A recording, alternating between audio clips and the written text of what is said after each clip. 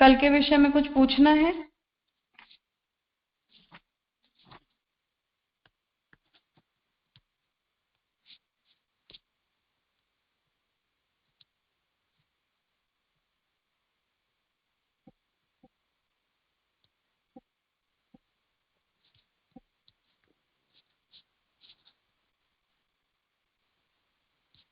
ठीक है।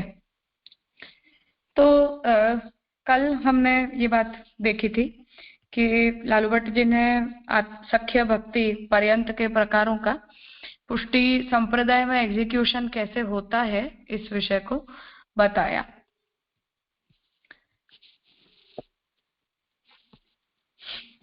अतो यत् लोक वेद वेदादि अगर्हितम लोके इष्टम यत् च शास्त्र द्वारा भगवत प्रियत्वेन अवगतम तत् कृष्णाय अर्पणीयम इति सख्य भक्ति स्वरूपम अवधेयम। तो जो कुछ भी लोक और वेद में अगर्हित हो अर्थात बुरा न माना जाता हो, लोक में जो इष्ट हो अर्थात प्रिय हो, और शास्त्र के द्वारा भगवान के प्रिय होने का हमें जिस वस्तु के विषय में ज्ञान होता हो, ऐसी वस्तु का कृष्ण के प्रति समर्पण करना चाहिए। इसे सख्य भक्ति बताया गया। तथा उक्तम सुबोधिन्याम हरिण्यो अप्सरसो गाव इति संदर्भे मेघ भाव निरूपणे उत्कर्षश्चापि वैराग्ये हरेरपि हरेर्यदा भक्त्या च तादृशत्वञ्च सा सेवा सेवकोचिता इति। अब यहाँ सुबोधनी में जो महाप्रभु जी के वचन हैं उन्हें इस विषय में कोट कर रहे हैं कि भगवान जो हैं वो ही इस विषय में ये आज्ञा करते हैं कि हरेः सर्व दुख हर्तुर अपि यदि हरिः सर्व दुख हर्ता स्यात् तदा तस्मिन् पुरुषे वैराग्योत्कर्षो ज्ञेयः यतः इदं वैराग्य कार्यं मोक्षांत फलेषु रागाभावे प्रभु सुखैकाकांक्षायाम एतादृक् भावोदयात्। भगवान जो हैं वो सभी दुखों को हर देने वाले हैं, इसीलिए हम उन्हें हरि कहते हैं, और हरि होने से हमारे सभी दुखों के वो हरता है। उस परिस्थिति में उस पुरुष में वैराग्य का उत्कर्ष जानना चाहिए, क्योंकि ये वैराग्य का कार्य है। मोक्षांत फलेषु रागा भावे, अर्थात कि जब हमें जो है वो मुक्ति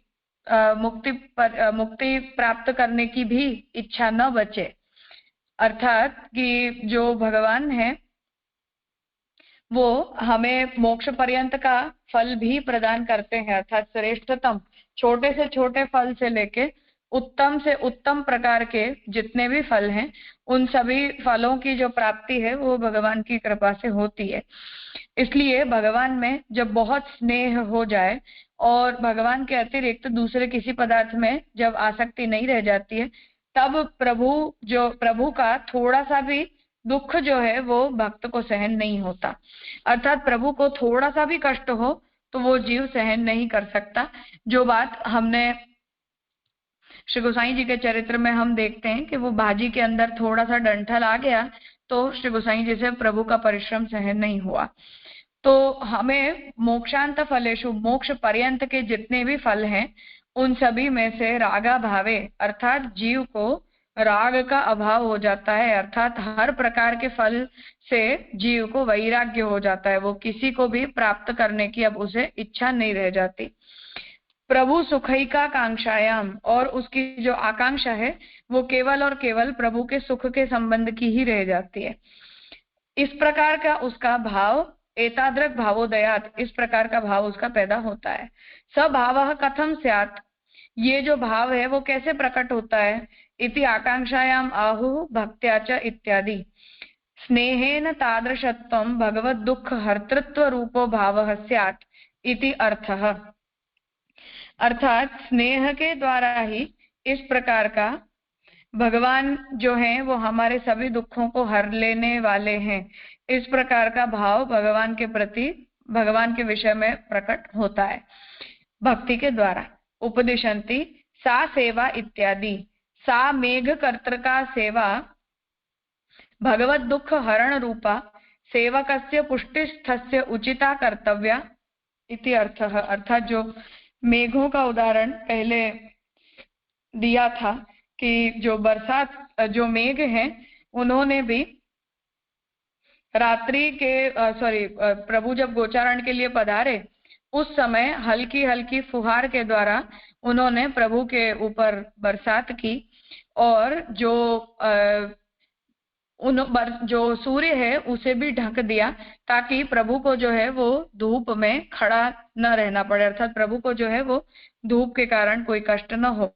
तो ऐसी जो सेवा मेघों ने की अर्थात बादलों ने की, वो सेवा भगवान हमारे दुखों को दूर करें ये भाव पुष्टि भाव नहीं है, परंतु जीव जो है वो प्रभु के दुख को एक क्षण के लिए भी सह न पाए ये भाव जो है वो पुष्टि का भाव है। इसलिए पुष्टि जो जीव है, पुष्टि भक्ति है, पुष्टि जीव जो सेवक है उसका धर्म ये है कि वो प्रभु के दुखों को अर्थात प्रभु को किसी भी प्रकार से कष्ट न हो उस प्रकार की व्यवस्था वो जीव करे, प्रभु हमारे दुखों को निवृत्त करें उस प्रकार की आकांक्षा प्रभु से न रखे। इयंच सख्य रूपा सख्योर्व्यघात स्ववपुषाम्बुद आतपत्रम इति वाक्यात्। तो यही जो बात है वो वहां श्रीमद् भागवत में यही बात कही गई है कि भगवान जो है उनके प्रति मेघों ने जैसी सेवा की अर्थात उनके हृदय में जिस प्रकार का भाव प्रभु के लिए प्रकट हुआ उसी प्रकार का जो भाव है वो पुष्टि जीव के अंदर होना चाहिए, उसे ही हम सख्य भक्ति कहते हैं। तथापि सर्व वस्तूनां लोक वेद आदि अगर्हि तत्वं प्रभु प्रियत्वं च आकलयितुम् अशक्यम्। अतः मार्ग प्रवर्तकाचार्य तत्तनुज पद्धत्या भगवान सेवितव्यः आचार्य चैत्य व्यपुषा स्वगतिं व्यनक्ति इति 11 वाक्यात्। फिर भी हम चाहे कितना ही अपनी तरफ से प्रयास करें फिर भी हर वस्तु के अंदर लोक वेद के अनुसार क्या योग्य है क्या अयोग्य है, प्रभु को क्या इष्ट है क्या प्रभु को इष्ट नहीं है, इन सब का विचार हम अपनी स्वतंत्र बुद्धि से और स्वतंत्र भाव से करने में सक्षम नहीं रह जाते हैं। इसलिए हमें जो है वो मार्ग के प्रवर्तक जो आचार्य और आपके पुत्र अर्थात श्री गोसाई जी और गोपीनाथ जी इनके द्वारा पद्धति के अनुसार भगवान की सेवा करनी चाहिए ताकि इन सब विषयों का निर्णय स्वतंत्र रूप से हमें करने की आवश्यकता न पड़े और उसी विषय में हमें किसी प्रकार का डाउट भी ना हो अर्थात कोई गड़बड़ भी ना हो। उसके लिए प्रमाण दे रहे हैं कि आचार्य चैत्य वपुषा स्वगतिम व्यनक्ति। तो 11 स्कंद में भगवान ही आज्ञा करते हैं कि चैत्य वपुषा मतलब आचार्य रूपी देह को धारण करके भगवान जो है वो भक्तों को उनके उद्धार का मार्ग बताते हैं। इसलिए जो भगवान की आज्ञा है वो हमें शास्त्र के द्वारा प्राप्त हो जाती है, जो हमारे संप्रदाय के जो प्रवर्तक आचार्य होते हैं उनके द्वारा विरचित होता है। इति 11 वाक्यात। इस 11 वाक्य से ये सिद्ध होता है कि हमें भी अपने मार्ग के जो प्रवर्तकाचार्य हैं उनके द्वारा बताई हुई पद्धति से प्रभु सेवा करनी चाहिए। साधूनां समयश्चापि प्रमाणम वेदवत भवेत इति।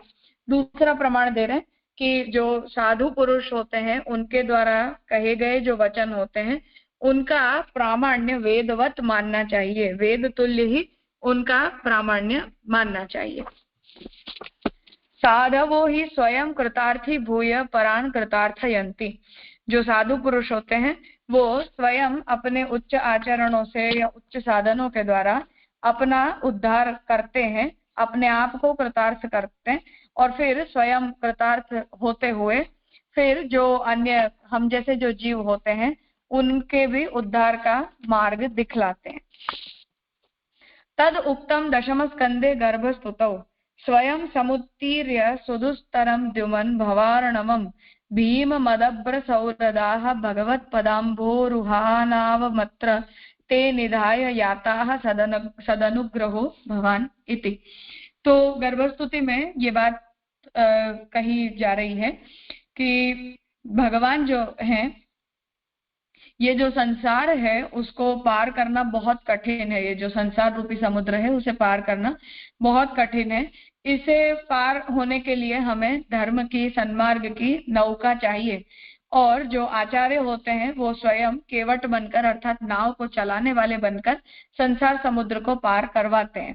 तो जब वो स्वयं पार कर चुके होते हैं, अर्थात उन्हें स्वयं ही पार करने का जब मार्ग मिल जाता है, तब दया करके सन्मार्ग रूपी जो नौका है जिससे उन्होंने स्वयं उस संसार समुद्र को पार किया, वो नौका हम जैसे जीवों के लिए वो छोड़ जाते हैं। इसलिए यही बात श्री गोपीनाथ जी ने भी साधन दीपिका में गुरु के उपयोगिता को लेकर कही है कि ये जो संसार रूपी समुद्र है उसमें धर्म रूपी नौका को चलाने वाले जो होते हैं वो हमारे गुरु होते हैं और वही हमें पार करवाते हैं। इह सदनुग्रहो भवान इत्यनेन भगवतः सत्पुरुष विषय अनुग्रहवत्वात् उक्तपथा प्रचरतः प्रभुः कृतार्थयति इति अर्थः सिद्ध्यति। तो सदनुग्रहो भवान अर्थात भगवान जो है वो अनुग्रह करने वाले हैं। इस वचन से भगवान जो है वो सत्पुरुषों के ऊपर अनुग्रह वाले होने से उक्त पथा प्रचारतः अर्थात ऊपर बताया गया कृतार्थ होने का जो मार्ग है उसका प्रचार भगवान करते हैं और हमें कृतार्थ करते हैं, ऐसा अर्थ यहाँ समझना चाहिए।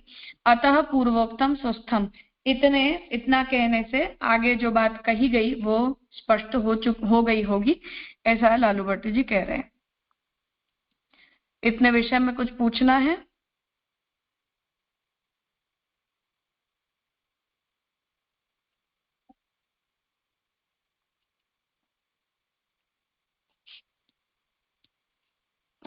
हाँ स्वातिवन।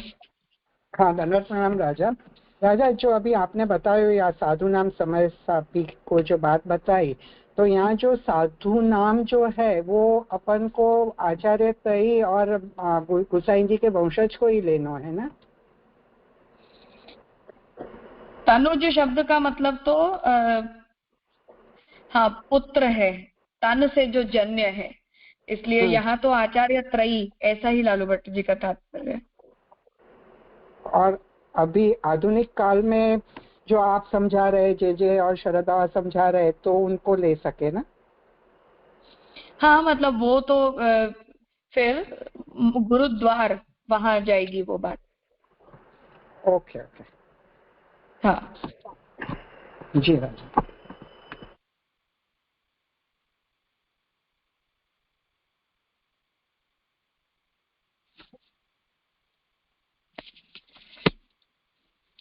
एतत् सेवासरणौ मंदिरमार्जन वस्त्र प्रक्षालनादयः पादसेवन रूपाः। अब जो पूरा विषय चला उसका उपसंहार करते हुए उसे संगत कर रहे हैं कि इस प्रकार से सेवा संबंधी मंदिर का मार्जन करना, प्रभु के वस्त्र आदि को धोना, ये सारी सेवा पाद सेवन रूपा सेवा कहलाती है। पंचामृतादि उपचाराः अर्चन भक्त्यात्मकाः स्नेह विलक्षणाः। पंचामृत आदि जो उपचार शास्त्र विधि के अनुसार किए जाते हैं वो अर्चन भक्ति के अंतर्गत आते हैं और स्नेह विलक्षण है। तथा विचित्र वासोलंकार नैवेद्यार्पणादयः, प्रभु को नूतन अनुकूल वस्त्र आदि को धराना, अलंकृत प्रभु को करना, इन सभी का समर्पण प्रभु के प्रति करना, ये सारी सेवा सख्य भावात्मिका सेवा कहलाती है। एतद् भक्ति त्रय बहुला सेवन रीति ही इति दिक्। तो सेवा की जो रीति है उसमें श्रवण कीर्तन स्मरण, इसके बाद फिर पाद सेवन, अर्चन, वंदन, दास्य, सख्य, ये जो प्रकार हैं ये सब सेवा की, प्रभु को सेवा करने की रीति के अनुरूप समझने चाहिए, ऐसा कह के अभी तक के विषय का यहाँ उपसंहार करते हैं और आगे आत्मनिवेदन के प्रकार को अब समझाएंगे। हाँ राजेश भाई। हाँ राजा, दंडवत प्रणाम। राजा, यहाँ अर्चनात्मक भक्ति जो कही उसमें स्नेह विलक्षणा कहा, मतलब हम जनरली देखते हैं कि पंचामृत आदि जो भी उपचार है मतलब वो शास्त्रीय, तो उसमें तो स्नेह का उतना रहता नहीं है, क्योंकि हमको ऐसे देखे तो ठाकुर जी को श्रम हो ऐसा लग रहा है। तो ये स्नेह विलक्षण और अर्चनात्मक के साथ जो आया ना, वो थोड़ा मालूम नहीं पड़ा। वो हमारे लिए, अर्थात क्योंकि यहाँ परिभाषा नहीं कर रहे हैं, अब जो है वो सांप्रदायिक रीति बता रहे हैं। तो हमारे संप्रदाय में यदि हम अर्चन भक्ति कर रहे हैं तो वो स्नेह विलक्षण होनी चाहिए, स्नेह रहित नहीं होनी चाहिए। मतलब जैसे मतलब रज भक्तों ने जैसे हर एक के कुछ कुछ भाव स्नेह से ढूंढ लिए, इस तरह से कीर्तन। हाँ हाँ बिल्कुल। तो हम यदि पंचामृत आदि करवाते हैं तो हमें वो सब स्नेह विलक्षण व्यवहार के रूप में करने चाहिए, केवल शास्त्र में लिखित जो विधि है उसके अनुसरण मात्र के रूप में नहीं। अच्छा, हाँ, ये अच्छा। और राजा, दूसरा जो सख्यात्मक भक्ति में जो कहा ना कि हम लोगों को आइडिया नहीं आता है क्योंकि मन बुद्धि होने के कारण कि प्रभु को क्या प्रिय होगा या नहीं, इसलिए आचार्य पद्धति को अनुसरना चाहिए। तो इसमें एक ऐसा डाउट है कि अगर हम सेवा की रीति से फॉलो करें, मतलब कई बार ऐसा होता है, और जो ऋतु अनुसार या कुछ देखे लोक काल अनुसार, तो उसमें फिर ये कैसा सोच पाए, मतलब थोड़ा कुछ तो अपना वो इंडिपेंडेंस जो यद्यत इष्टतमम ऐसे में कुछ रहेगा ना। हाँ रहेगा ही, पर यदि हमें बहुत अपने ऊपर कॉन्फिडेंस फील होता हो तो। वो तो डिफिकल्ट है ना, कॉन्फिडेंस वाला तो। नहीं, मतलब कहने का तात्पर्य ये है कि वैसे ऐसा कुछ भी नहीं है कि जिस विषय में इतनी 550 साल की परंपरा में हमें निर्णय प्राप्त न होते हों।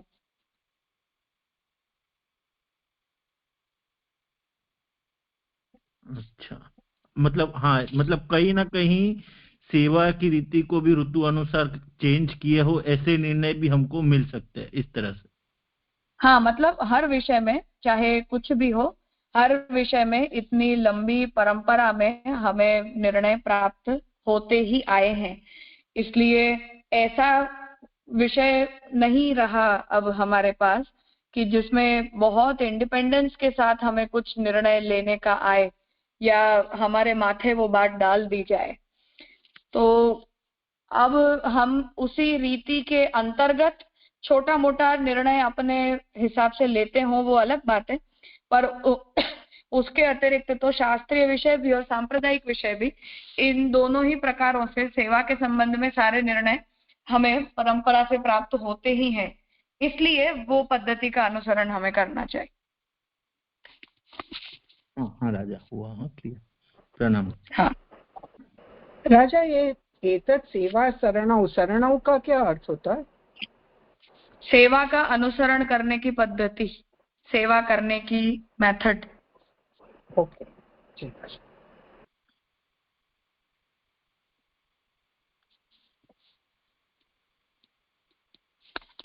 हाँ कृणाल। जी राजा, प्रणाम। जो अभी बात चली ना, राशिद भाई ने प्रश्न किया था, तो उसमें मतलब मुझे भी प्रश्न 2-3 से हो रहा था कि वैसे तो जैसे आपने भी आज्ञा करी अभी कि निर्णय प्राप्त होते हैं, किंतु जैसे बैंगन की बात है या वाटरमेलन है या ऐसी बातें जो हैं उसमें निर्णय मिल जाते हैं, पर आजकल स्पेशली आजकल बिकॉज ऑफ लाइक ग्लोबलाइजेशन की चीज़ें ज़्यादा से ज़्यादा एक्सपोर्ट होती है, इम्पोर्ट होती है, तो फिर जिस तरह की लाइफस्टाइल है उसमें सेट हो पाना और फिर उन चीज़ों को मतलब जैसे जो इंडिया के बाहर का खाना है या सब्जी है या फ्रूट्स है, तो फिर वहाँ पर तो कोई निर्णय मिलेगा नहीं, right, because it's all brand new. तो उन चीज़ों को किस तरह से फिर समझना चाहिए?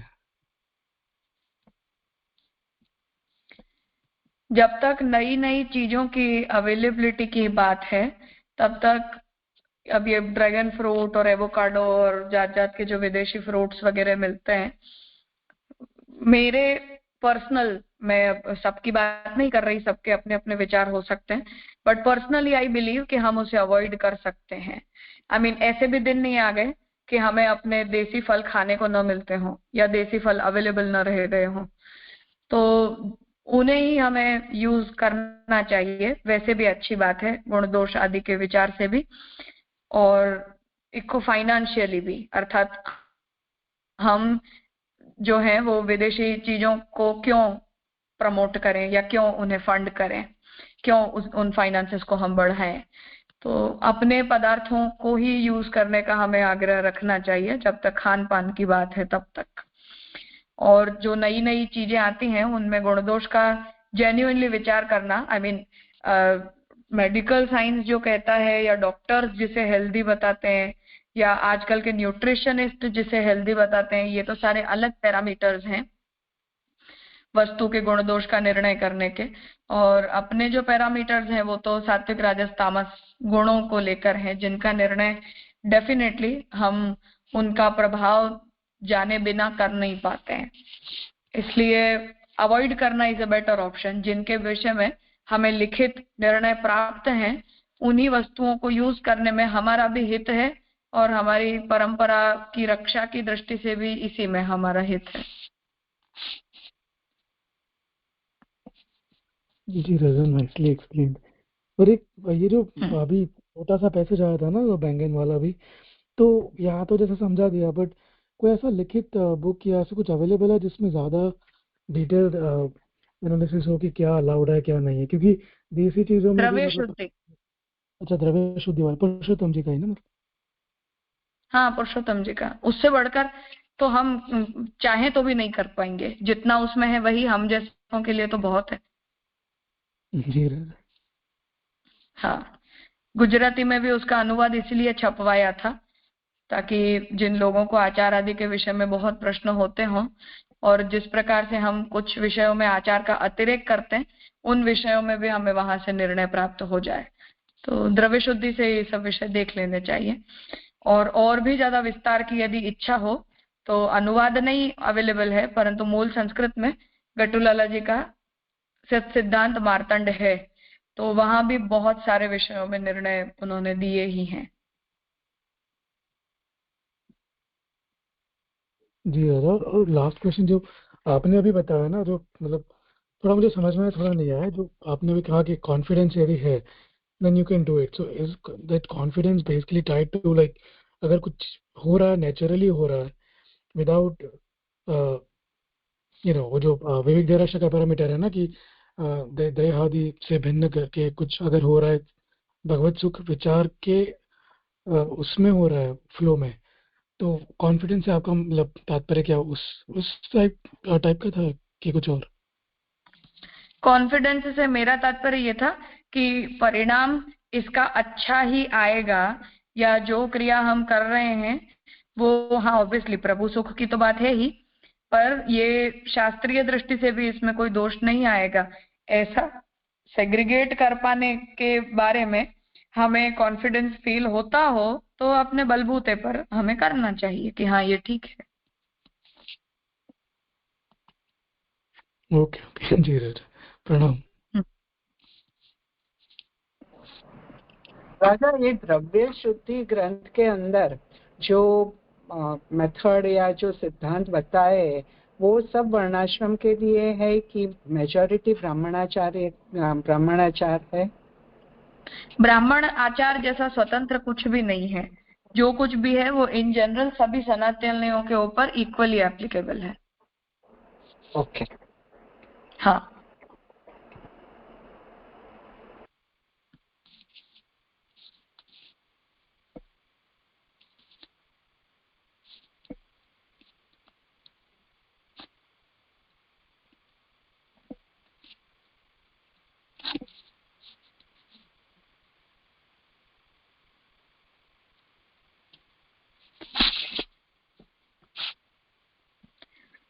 ठीक है।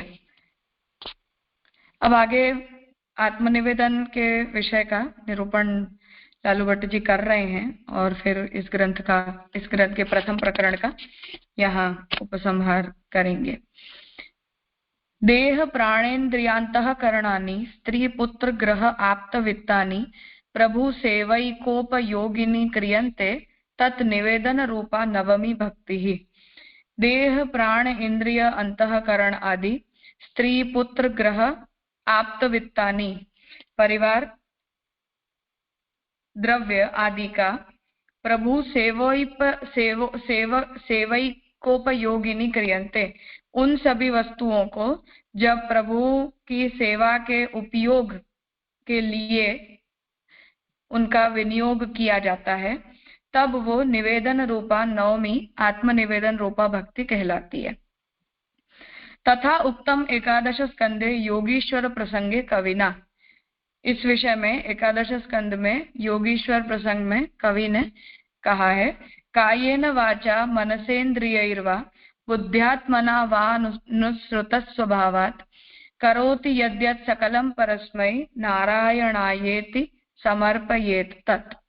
काया के द्वारा, वाणी के द्वारा, मन के द्वारा, इंद्रियों के द्वारा, बुद्धि के द्वारा, आत्मा के द्वारा और इन सभी का अनुसरण करने वाले हमारे स्वभाव के द्वारा हम जो कुछ भी करते हैं उन सभी का नारायण के प्रति हमें आत्मा पूर्वक समर्पण करना चाहिए। तो ये जो आज्ञा दी गई है यही आत्मनिवेदन रूप धर्म है, जिसे हम नवमी भक्ति के रूप में समझते हैं। अब इस विषय में श्री गोसाई जी ने जो इस श्लोक की व्याख्या की है उसे लालू भट्ट जी ने आगे कहा है। वो विषय थोड़ा लंबा है, इसलिए आज उसे नहीं करते। सोमवार को उस विषय को आगे लेकर और फिर इस प्रथम प्रकरण का यहाँ उपसंहार होगा।